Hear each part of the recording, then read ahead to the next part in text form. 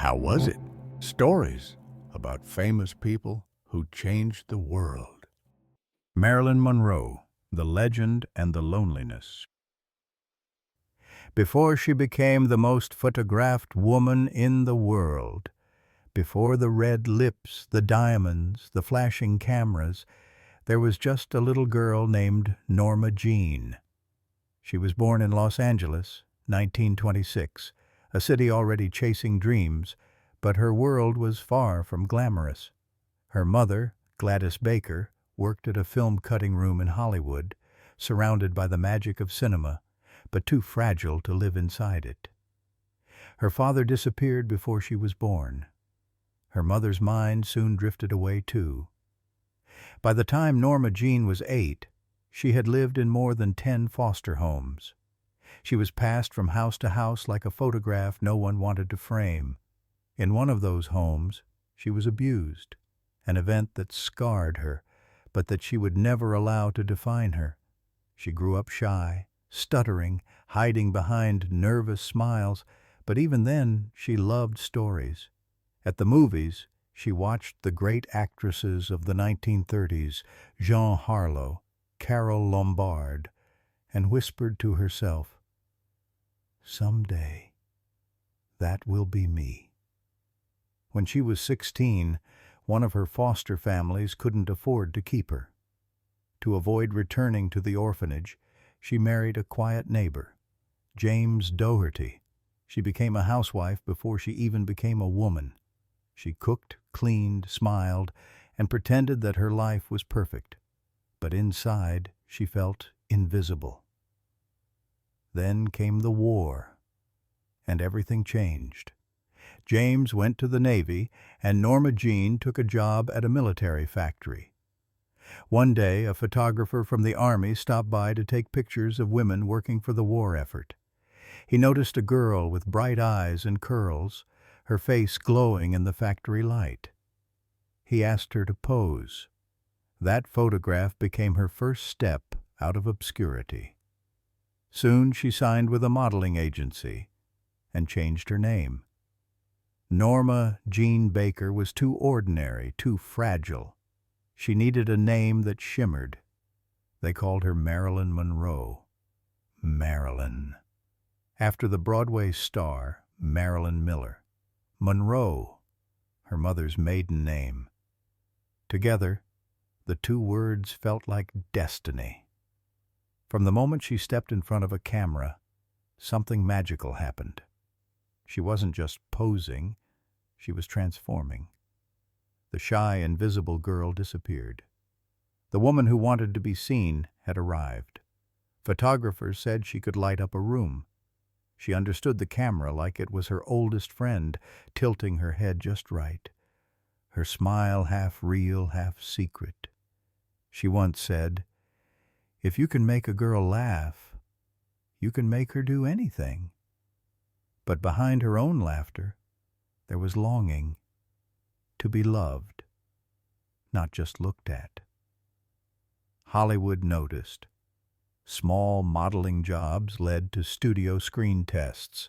She signed a short contract with 20th Century Fox. Bit parts, chorus lines, walk-ons. But her charisma outshone her roles. People didn't just see Marilyn, they felt her. Yet even in the spotlight, she was still haunted by the shadows of her past. She once confessed to a friend, "I used to think as a child that no one saw me, and one day I decided I'll make the world look." That decision became her power. Marilyn Monroe wasn't an accident. She was a creation, a shield, a dream, a mirror reflecting everything America wanted and feared in a woman. By 1950, she was rising fast, her photographs on magazine covers, her voice soft but hypnotic, her walk unforgettable. Yet, off camera, she was still reading acting books late into the night, taking lessons, studying emotions. She wanted to be more than beautiful. She wanted to be real. When directors told her to just smile and sway, she smiled. but she also learned lines, studied scripts, and asked questions no one expected from a blonde in a tight dress. She wasn't chasing fame. She was chasing worth. And though she had no way of knowing it yet, the same light that was beginning to make her shine would one day burn her from within, because Marilyn Monroe's greatest dream was not to be adored. It was to finally be seen. By the early 1950s, the name Marilyn Monroe had started to shimmer across Los Angeles like a neon dream. She had the smile of an angel and the walk of a secret. She was on movie posters, in magazine spreads, on the lips of men and the minds of women. But fame in Hollywood is a deal, and every deal has a price. The studios wanted an image, not a woman. They wanted Marilyn, the blonde, the laugh, the fantasy, and she gave it to them. But when the cameras turned off, she often sat alone in her small apartment, wondering if anyone could ever love Norma Jean again. She once said quietly to a friend, "They only see me on the screen. They don't see the person behind it."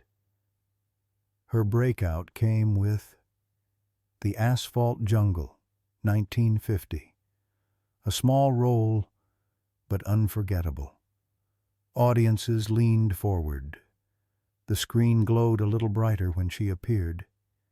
Then came All About Eve. Again a small part, again a spark that no one could ignore. Within 2 years, she was a star. But Marilyn wasn't satisfied. She wanted to act, truly act, not just decorate the frame. While the studio gave her roles of the dumb blonde, she secretly studied method acting, reading Stanislavski and taking classes with Lee Strasberg at the Actors Studio in New York. She wanted to feel every line, every tear, every breath. Her teachers were stunned. Beneath the glamour was a mind hungry for truth. But in 1953 came the role that would define her forever. Lorelei Lee. In Gentlemen Prefer Blondes, the pink dress, the diamonds, the song. Diamonds are a girl's best friend. It was iconic, electric, unforgettable. Audiences didn't just love her, they worshipped her. Marilyn Monroe became the embodiment of desire. Men adored her. Women admired and envied her. Hollywood crowned her its brightest star. But she was also its prisoner. When she tried to negotiate better roles, the studio punished her. Suspensions, lawsuits, headlines calling her difficult. They wanted obedience. But Marilyn was done obeying. She said, "I don't mind living in a man's world as long as I can be a woman in it." In 1954, she married baseball legend Joe DiMaggio, the American hero and symbol of strength. The marriage was a fairy tale on paper, the sports idol and the movie goddess. But reality was different. Joe wanted a wife, not an icon. He hated her fame, the photographers, the crowds. Their worlds were too far apart. 9 months later, the fairy tale ended, and yet, out of heartbreak, came one of her most famous moments. That same year, she filmed The 7-Year Itch. The scene of her white dress blowing up over the subway grate became one of the most famous images in cinema history, a moment of joy, playfulness, and defiance. The crowd cheered, cameras flashed. But Joe DiMaggio watched from the sidelines, furious, humiliated. That night, Marilyn went home and cried. Fame was a mirror that showed the world what it wanted, but never reflected her back. Still, She refused to give up. She walked away from Hollywood for a year, moving to New York to study acting seriously. People thought she was finished. Instead, she was reborn. In 1955, she founded Marilyn Monroe Productions, a company that gave her creative control, something almost no actress had at the time. She fought for the right to choose her own scripts, her own directors, her own future, and she won. Her performance in Bus Stop, 1956, proved it. Vulnerable, raw, and brilliant. Critics finally stopped laughing and started listening. They called her a true actress.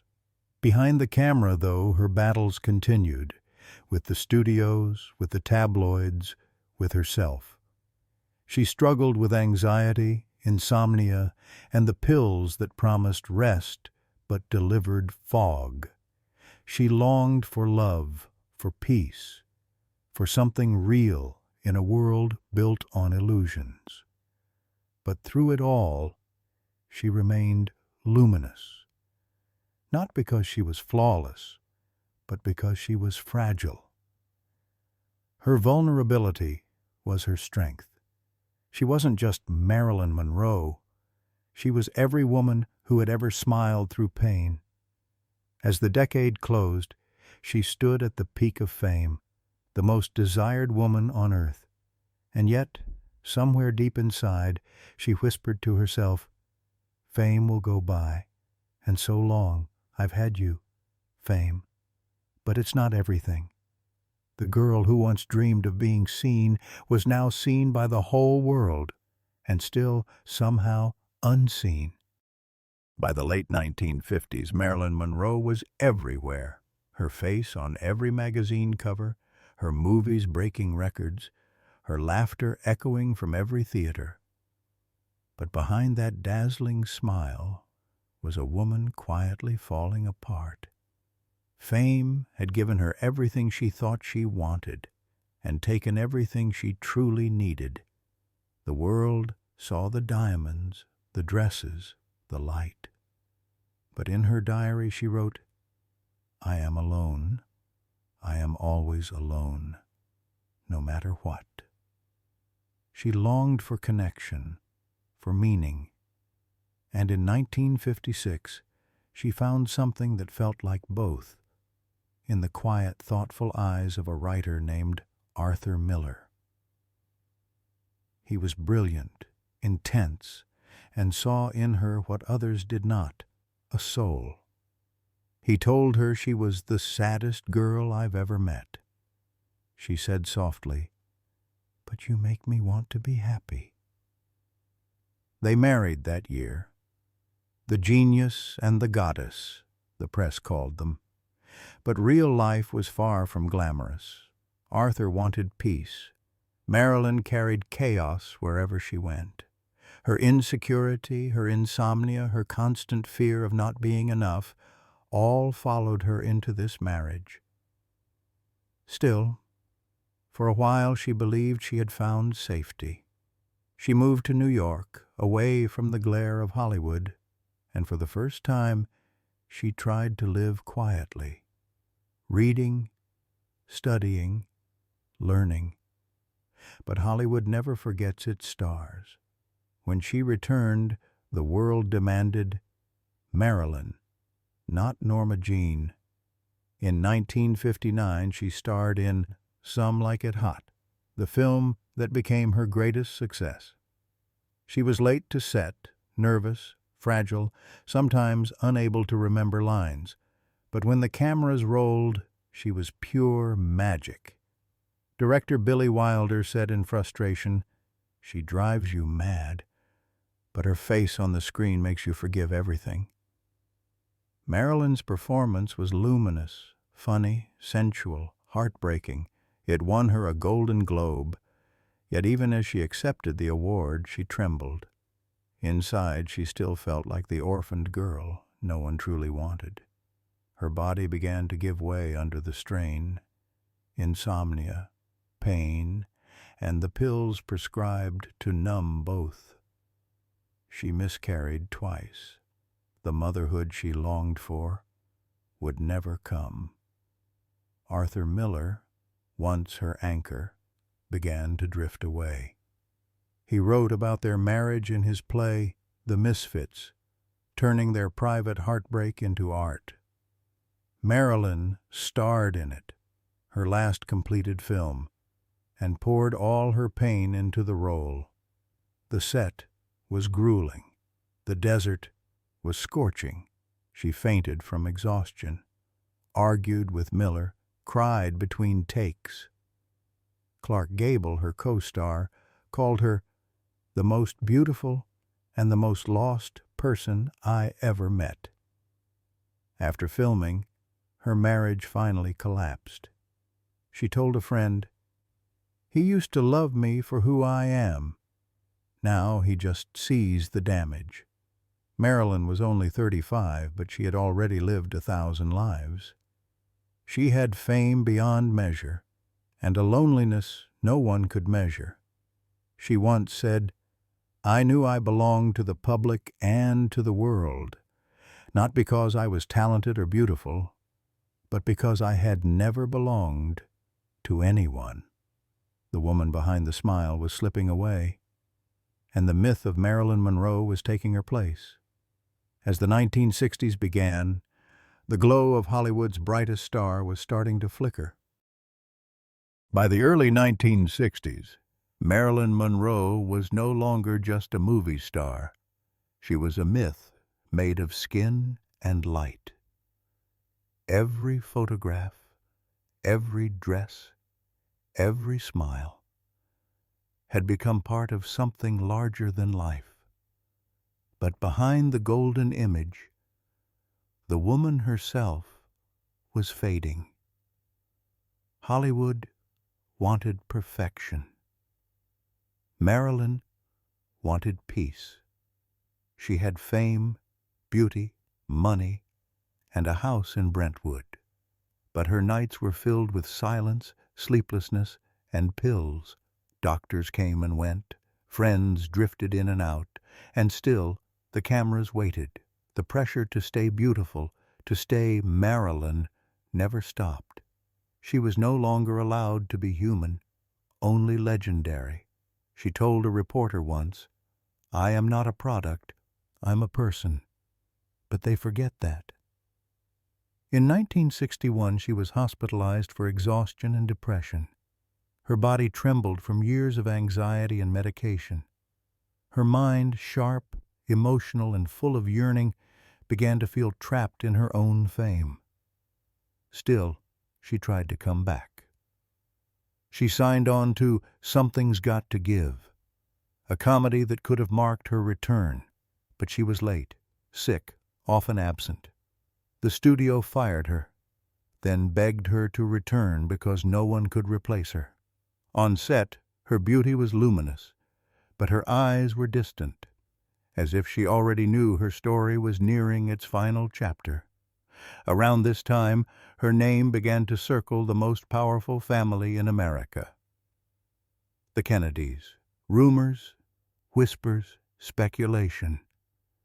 She was said to have been close to both President John F. Kennedy and his brother Robert. No one knows the full truth, only that she once sang "Happy Birthday, Mr. President," in a voice so breathless, so intimate, that it froze the room. It was May 1962, her last public appearance. 3 months later, on August 5, 1962, Marilyn Monroe was found lifeless in her bedroom, a phone in one hand, an empty bottle of pills on the table. She was 36 years old. The news broke like thunder. The world didn't believe it. People stood in silence, staring at her photographs, smiling, alive, eternal, unable to imagine that behind that beauty there had been such pain. The official cause was listed as probable suicide, but questions lingered about the Kennedys, about the drugs, about who found her. Conspiracy theories grew, and the truth was buried under decades of speculation. But perhaps the truth was simpler and sadder. Marilyn Monroe died of loneliness, the loneliness of being adored by everyone and known by no one. The girl who wanted to be seen had become the most visible woman in the world, and yet invisible where it mattered most, to those who could have saved her. When she was gone, people searched for meaning. Why did her death hurt so much? Because she wasn't just a star, she was a mirror. In her vulnerability, the world saw its own fragility. In her beauty, its longing. In her sadness, its truth. Time passed. Decades rolled on. But Marilyn didn't fade. Her movies still played, her face still smiled from posters, her image still whispered through art, fashion, and music. She became eternal, not because she was perfect, but because she was human. Today, we see her differently, not just as a blonde in a white dress, but as a woman who fought her past, her demons, and her own creation. A woman who, even in pain, found the courage to shine. She once said, "I don't want to make money. I just want to be wonderful." And she was. In her imperfection, in her fragility, in her truth, Marilyn Monroe was wonderful. The girl who had nothing became the symbol of everything: beauty, fame, loneliness, and the search for love. Her story is not about tragedy. It's about humanity, about a soul that wanted to be seen and still is. Every time her image flickers across a screen, every time a dreamer looks at her and whispers, "Maybe I can be seen too." Because legends don't die. They live on, in light, in memory, and in the echo of a single name: Marilyn Monroe. Thanks for watching. Don't forget to subscribe.